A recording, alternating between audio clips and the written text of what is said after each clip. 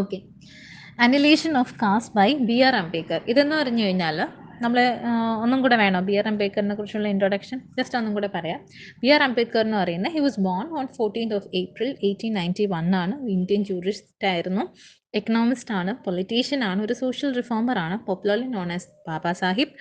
പിന്നെ നമ്മൾ പഠിച്ചത് എന്തായിരുന്നു? മോഡേൺ ബുദ്ധിസ്റ്റ് മൂവ്മെൻറ്റിൻ്റെ ഒരു he was inspired by the modern Buddhist movement. പിന്നെ ഇൻഡിപെൻഡൻറ്റ് ഇന്ത്യയുടെ ഫസ്റ്റ് ലോ മിനിസ്റ്റർ ആണ്, and the principal architect of Indian Constitution, of the Constitution of India. പിന്നെ he voiced for the political rights and the social freedom for ദളിത്സിന് വേണ്ടി ഒത്തിരി സംസാരിച്ചിട്ടുള്ള ഒരാളായിരുന്നു.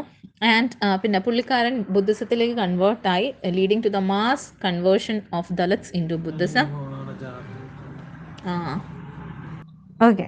പിന്നെ പുള്ളിക്കാരന് പോസ്റ്റമസ്ലി ഭാരത് രത്ന കിട്ടുന്നുണ്ട് ഇൻ ദ ഇയർ 1990. ഇനി നമ്മളുടെ അനലൈഷൻ ഓഫ് കാസ്റ്റ് എന്ന് പറയുന്നത് B.R. അംബേദ്കറിൻ്റെ ഒരു എസ്സേ ആണ്. ആക്ച്വലി ഇതെന്ന് പറയുന്ന ഒരു സ്പീച്ച് ആയിരുന്നു, പുള്ളി പ്രിപ്പയർ ചെയ്തിരുന്ന ഒരു സ്പീച്ച് ആയിരുന്നു ഫോർ ദ ഓർഗനൈസേഷൻ. ഒരു ഹിന്ദു റിഫോമിസ്റ്റ് ഓർഗനൈസേഷൻ ഉണ്ടായിരുന്നു, ജട്പത് തോഡക് മന്തൽ എന്ന് പറഞ്ഞിട്ടുള്ള ഒരു ഓർഗനൈസേഷൻ. അപ്പം അതിന് ഇയാളെ ചീഫ് ഗസ്റ്റായിട്ട് പ്രസിഡൻഷ്യൽ അഡ്രസ്സ് കൊടുക്കാനായിട്ട് B.R. അംബേദ്കറിനെ ഇൻവൈറ്റ് ചെയ്തിട്ടുണ്ടായിരുന്നു. സോ ഇതിന് പ്രയറായിട്ട് പുള്ളിക്കാരൻ ഇങ്ങനെ സ്പീച്ച് പ്രിപ്പയർ ചെയ്ത് ഈ ഓർഗനൈസേഴ്സിന് അയച്ചു കൊടുത്തു. ഫോർ എന്തിനായിരുന്നു? പ്രിൻ്റ് ചെയ്യാനും ഡിസ്ട്രിബ്യൂട്ട് ചെയ്യാനും വേണ്ടിയിട്ട് അയച്ചു കൊടുത്തു. അപ്പോൾ ഇവർ ഈ സ്പീച്ച് വായിച്ചപ്പോഴത്തേക്കും they wasn't much pleased about it. കാരണം എന്ന് ചോദിച്ചു കഴിഞ്ഞാൽ അതിൽ ഹിന്ദു ശാസ്ത്രാസിനും ഹിന്ദുയിസത്തിനും എതിരായിട്ട് അംബേദ്കർ കുറേ കാര്യങ്ങൾ സംസാരിക്കുന്നുണ്ട്. So they asked Ambedkar to change the speech. So he responded by saying that he wouldn't even change comma, ഒരു കുത്തോ ഒരു കോമയോ പോലും ഞാൻ ഇതിൽ നിന്ന് മാറ്റില്ല എന്ന് പറഞ്ഞു. അങ്ങനെ ഇതിനെ തുടർന്ന് ഇവർക്ക് ഈ ഇൻവിറ്റേഷൻ ക്യാൻസൽ ചെയ്യേണ്ടി വന്നു. ഓക്കെ. പിന്നെ ഞാൻ പറഞ്ഞല്ലോ നേരത്തെ ഈ ജട്പത് തോഡക് മന്തൽ എന്ന് പറയുന്നത്, അതെന്ന് പറഞ്ഞു കഴിഞ്ഞാൽ ഒരു ഹിന്ദു റിഫോമിസ്റ്റ് ഓർഗനൈസേഷൻ, അതായത് ഹിന്ദുയിസത്തിലുള്ള ഈ ഒരു കാസ്റ്റ് സിസ്റ്റത്തിനെയൊക്കെ അവർക്ക് വേണ്ട, അതിനെ റിഫോം ചെയ്യണം, അങ്ങനെ സംസാരിക്കുന്ന ഒരു ഗ്രൂപ്പായിരുന്നു. പക്ഷേ ആ ഗ്രൂപ്പിന് തന്നെ ഇയാൾ എഴുതിയ ഈ ഒരു സംഭവം, ഈ ഒരു സ്പീച്ച് ഡൈജസ്റ്റ് ചെയ്യാൻ പറ്റിയില്ല. ഓക്കെ. പിന്നെ അങ്ങനെ ഈ ഇൻവിറ്റേഷൻ ക്യാൻസൽ ചെയ്യുന്നു. അപ്പോൾ അതിനെ തുടർന്ന് നമ്മളുടെ അംബേദ്കർ തന്നെ അയാളുടെ ഓൺ റിസ്കിൽ, അയാളുടെ ഓൺ മണി വെച്ചിട്ട് ഇത് എസ്സേ രീതിയിൽ പബ്ലിഷ് ചെയ്ത് ഇറക്കി. Okay. He published the speech as A book on 15th of May in 1936. Okay, at his own expense. പിന്നെ മഹാത്മാഗാന്ധി അംബേദ്കറും ഈ ഒരു കാര്യത്തിലൊക്കെ കുറച്ച് എന്താ പറയുക, അത്ര ഒരു ചർച്ച ഉണ്ടായിരുന്നില്ല. അപ്പം ഇതിനെതിരെയായിട്ട് മഹാത്മാഗാന്ധി ആർട്ടിക്കിൾ എഴുതുന്നുണ്ട് പുള്ളിക്കാരൻ്റെ മാഗസീനായിട്ടുള്ള ജേർണലായിട്ടുള്ള ഹരിജനിൽ. അതിൻ്റെ പേരെന്ന് പറഞ്ഞു കഴിഞ്ഞാൽ വെൻഡിക്കേഷൻ ഓഫ് കാസ്റ്റ് എന്നായിരുന്നു അതിന് ടൈറ്റിൽ കൊടുത്തിരുന്നത്. ഇനി ഇതിന് റിപ്ലൈ ആയിട്ട് B.R. അംബേദ്കർ തന്നെ സെക്കൻഡ് എഡിഷൻ ഇറക്കുന്നുണ്ട്. He replied to Gandhi's comment and this edition was published in 1937. ആദ്യം 1936, പിന്നെ 1937. അതിലെന്ന് പറഞ്ഞു കഴിഞ്ഞാൽ Annihilation of Caste with a reply to Mahatma Gandhi, അതായിരുന്നു സെക്കൻഡ് എഡിഷൻ. പിന്നെ ഇതിൻ്റെ തന്നെ തേർഡ് എഡിഷൻ ഇറങ്ങുന്നുണ്ട് in the year 1944. It included another essay, caste in India, their mechanism, genesis and development. അതായിരുന്നു അത് മൂന്നാമത്തെ എഡിഷൻ്റെ പേര്. ഓക്കെ. അപ്പോൾ നമ്മൾ ഇതിനെക്കുറിച്ച് എഴുതുമ്പം ഈ 3 സാധനങ്ങളും എഴുതണം. പിന്നെ മഹാത്മാഗാന്ധിയുടെ റിപ്ലൈനെ കുറിച്ചിട്ടും എഴുതണം. ഓക്കെ. മഹാത്മാഗാന്ധിയുടെ റിപ്ലൈ ഇതായിരുന്നു, വെൻഡിക്കേഷൻ ഓഫ് കാസ്റ്റ്. ഇതിനെതിരെയായിട്ട് B.R. അംബേദ്കർ എഴുതിയതായിരുന്നു Annihilation of caste, reply to Mahatma Gandhi എന്ന് പറഞ്ഞിട്ട്. പിന്നെ ഇതിൻ്റെ തേർഡ് വോള്യൂമാണ്, ഇതിൻ്റെ തേർഡ് എഡിഷൻ ആണ് caste in India, their mechanism, genesis and development എന്ന് പറയുന്നത്. ഓക്കെ. പിന്നെ which has presented in the seminar in New York in 1916. ഇനി 2014 ഈ edition was released with Arundhati Roy. അതിനെ അരുന്ധതി റോയ് ടൈറ്റിൽ ചെയ്യുന്നത് the doctor and the saint എന്നായിരുന്നു. Okay. In 2014 edition of this book was released with an introduction by Arundhati Rao titled The Doctor and the Saint. ഇതാണ് ഇതിൻ്റെ introduction പാർട്ടിൽ വരുന്നത്. Okay, ഈ ഒരു സ്പീച്ചിൻ്റെ സ്റ്റാർട്ടിങ്ങിൽ തന്നെ he's jumping directly into the topic. Why is he unlikely to be the president of the conference? എന്തുകൊണ്ടാണ് ഇയാൾ അത്ര ഒരു അൺലൈക്ലി ആയിട്ടുള്ള ഒരാളാകുന്നത് ഇതിൻ്റെ ഒരു പ്രസിഡന്റ് ആവാനായിട്ട്? കാരണം എന്താണ്? ബിക്കോസ് നമുക്കറിയാം അംബേദ്കർ എന്ന് പറയുന്ന ഒരു ദളിതാണ്. അക്കോർഡിംഗ് ടു ഹിന്ദു ശാസ്ത്രാസ്, ഓക്കെ, ഹിന്ദുസിൻ്റെ ശാസ്ത്രാസൊക്കെ വെച്ചിട്ട് ആരെ മാത്രമേ അവർ ഗുരുവായിട്ട് കാണത്തുള്ളൂ? ബ്രാഹ്മിൻസിന് മാത്രമേ എന്താ പഠിപ്പിച്ചു കൊടുക്കാനും പഠിക്കാനും ഉള്ള അവസരമുള്ളൂ. അപ്പോൾ അംബേദ്കർ എന്ന് പറയുന്ന ഒരു ദളിതാണ്. അപ്പോൾ ഒരു ദളിതിൻ്റെ കയ്യിൽ നിന്ന് പഠിക്കുക എന്ന് പറയുന്നത് ഹിന്ദു ശാസ്ത്രത്തിന് എതിരാണ്. അപ്പോൾ അതുകൊണ്ടാണ് അംബേദ്കർ ആദ്യമേ പറയുന്നത് ഞാൻ ഈ ഒരു കോൺഫറൻസിൽ വളരെ അൺലൈക്ലി ആണ് എന്ന് പറയുന്നത്. Okay, the Mandal has disobeyed the Shastri injunctions in selecting the president. The Mandal knows the best way why it travelled from Lahore to Mumbai to choose an untouchable. He justifies the action by saying that it can cause social reform. അപ്പോൾ ഇങ്ങനെ അവരൊരു ചുവടെടുത്തതിൻ്റെ പിന്നിൽ എന്താണ് അവരുടെ aim? എന്താണ്? Social reform കൊണ്ടുവരിക എന്നതാണെന്ന് പറയുന്നു. Okay, പിന്നീട് അംബേദ്കർ പറയുന്നത് why is social reform necessary for political reformation? ഒരു പൊളിറ്റിക്കൽ റിഫോർമേഷന് മുന്നോടിയായിട്ട് സോഷ്യൽ റിഫോർമേഷൻ നടക്കണം. അത് എന്തുകൊണ്ട് എന്നാണ് പറയുന്നത്. ആക്ച്വലി ഇത് കുറച്ചൊരു കൊനിഷ്ട് പിടിച്ചൊരു സാധനമാണ് കേട്ടോ. The critics of social reform എന്ന് പറയുന്നത്, സോഷ്യൽ റിഫോമിൻ്റെ ക്രിട്ടിക്സ് നമുക്ക് രണ്ടായിട്ട് കാറ്റഗറൈസ് ചെയ്യാം. ഒന്നെന്ന് പറഞ്ഞു കഴിഞ്ഞാൽ പൊളിറ്റിക്കൽ റിഫോമേഴ്സും, വേറൊരെണ്ണം ദ സോഷ്യലിസ്റ്റും ആണ്. ഈ പൊളിറ്റിക്കൽ റിഫോമേഴ്സ് എന്താണ്? പൊളിറ്റിക്കലി റിഫോർമേഷൻ നടക്കാനായിട്ട് നോക്കുന്നവർ. ആൻഡ് സോഷ്യൽ റിഫോമേഴ്സ് അല്ലെങ്കിൽ സോഷ്യലിസ്റ്റ് എന്ന് പറയുന്നത് എന്താണ്?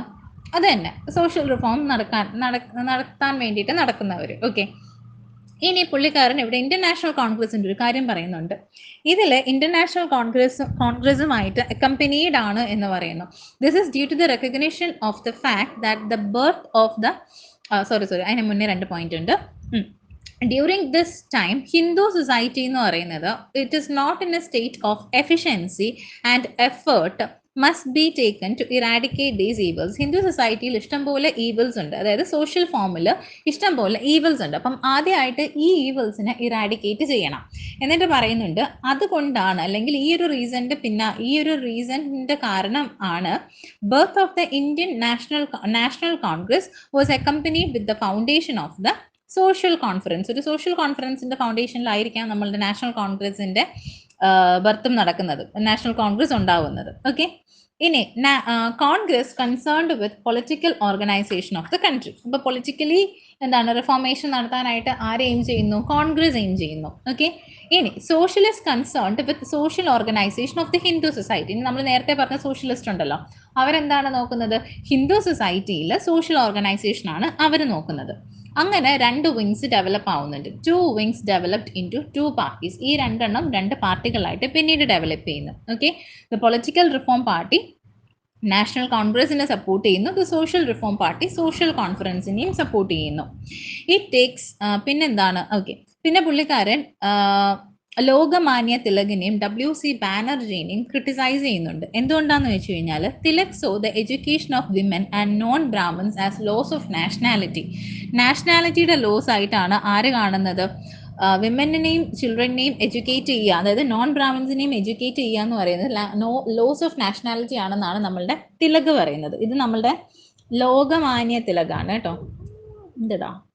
ഓക്കെ, പിന്നെ ഉള്ളത് WC Banerjee. WC Banerjee is one of the founder of the Indian National Congress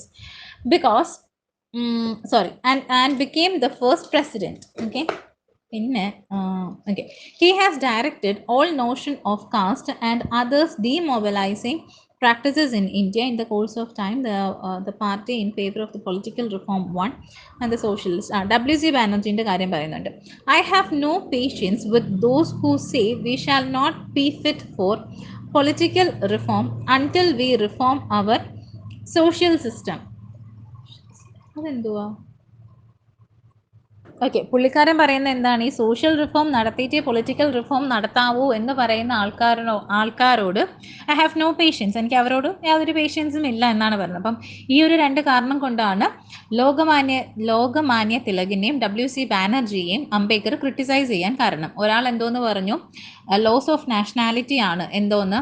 എന്തോന്ന് ചെയ്താൽ വിമനെയും നോൺ ബ്രാഹ്മിൻസിനെയും എഡ്യൂക്കേറ്റ് ചെയ്ത് എഡ്യൂക്കേഷൻ്റെ പുറകെ പോയി കഴിഞ്ഞാൽ it is loss of nationality ആണെന്ന് പറഞ്ഞ മഹാനാണ് ലോകമാന്യ തിലക്. ഓക്കെ, പിന്നെ WC ബാനർജി എന്താണ് പറഞ്ഞത്? സോഷ്യൽ റിഫോം നടത്തിയിട്ട് പൊളിറ്റിക്കൽ റിഫോം നടത്താൻ പാടുള്ളൂ എന്ന് പറഞ്ഞ ആൾക്കാരോട് എനിക്ക് യാതൊരു പേഷ്യൻസും ഇല്ല, അല്ലെങ്കിൽ എനിക്ക് യാതൊരു കാര്യവും ഇല്ല എന്ന്. Okay, I have no patience with those who say we shall not be fit for political reform until we reform the social system. So these were the two reasons behind the criticism of these two people. Okay, അത് കഴിഞ്ഞിട്ട് പിന്നീട് പറയുന്നത് social reform is necessary for political reform. അതിന് പിന്നെ കുറേ കാര്യങ്ങൾ നമ്മളുടെ അംബേദ്കർ നിരത്തുന്നുണ്ട്. ഒരു സോഷ്യൽ റിഫോം ഉണ്ടെങ്കിൽ മാത്രമേ നമുക്ക് പൊളിറ്റിക്കലി റിഫോമേഷൻ നടക്കുകയുള്ളൂ. ഓക്കെ, അതിൻ്റെ കാര്യങ്ങൾ എന്താണെന്ന് നോക്കാം. ഫസ്റ്റ് വൺ എന്ന് പറഞ്ഞു കഴിഞ്ഞാൽ he gives a few incidents that happened with the untouchable of Peshwas, Balais, Kavitha. അതിനൊന്നും വേണ്ടാന്ന് തോന്നുന്നു കേട്ടോ. അതായത് ഇങ്ങനെ ഇവരുടെ ഈ പേരെടുത്ത് പറയണമെന്ന് എനിക്ക് തോന്നുന്നില്ല. ഓക്കെ, ഇനി ആ ഒരു എന്താണ് സോഷ്യൽ റിഫോം നടത്തിയിട്ടേ പൊളിറ്റിക്കൽ റിഫോം നടത്താനായിട്ട് പറ്റുള്ളൂ എന്ന് പറയുന്നതിന് കുറേ കാര്യങ്ങൾ ലിസ്റ്റ് ചെയ്യുന്നുണ്ട്. അതിൽ ഒരെണ്ണമാണ് under the rule of the Peshwas in Maratha country the untouchable were not allowed to use public street if a Hindu was coming along because his shadow could pollute the Hindu. അവർ അന്നേ ഫോളോ ചെയ്തിരുന്ന കുറേ കാര്യങ്ങളാണ്. എന്താണ്, ഒരു അൺടച്ചബിളിന് പബ്ലിക്ലി സ്ട്രീറ്റ് ഉപയോഗിക്കാൻ പറ്റില്ല. അതിനുള്ള റീസൺ എന്താണ്? ഏതെങ്കിലും ഒരു ഹിന്ദു ഈ വഴി കൂടെ വന്നു കഴിഞ്ഞാൽ ഇവരുടെ ഷാഡോ വീണ് ആ ഹിന്ദു അല്ലെങ്കിൽ ആ ഒരു അപ്പർ കാസ്റ്റിൽപ്പെട്ട ആൾ പൊല്യൂട്ടഡ് ആവും എന്നത് കാരണം കൊണ്ട്. പിന്നെ വേറൊരെണ്ണമെന്ന് വെച്ച് കഴിഞ്ഞാൽ ഈ അൺടച്ചബിൾസിന് as a sign, okay, untouchable ഇവരുടെ കയ്യിലോ കഴുത്തിലോ ഒക്കെ ഒരു ബ്ലാക്ക് ചരട് ഇടണമായിരുന്നു. എന്തിനായിരുന്നു? ബിക്കോസ് ഇറ്റ് ഇസ് ആൻ ഒരു ഇൻഡിക്കേഷനാണ് ഇവർ അൺടച്ചബിൾ ആണ് എന്നുള്ളൊരു ഇൻഡിക്കേഷനാണ്. അതുകൊണ്ട് അറിയാണ്ട് പോലും ഒരു അപ്പർ കാസ്റ്റിൽപ്പെട്ട ആൾ തൊടാനോ സംസാരിക്കാനോ ഇടവരാണ്ടിരിക്കാനായിരുന്നു അവർ അങ്ങനെ ചെയ്തിരുന്നത്.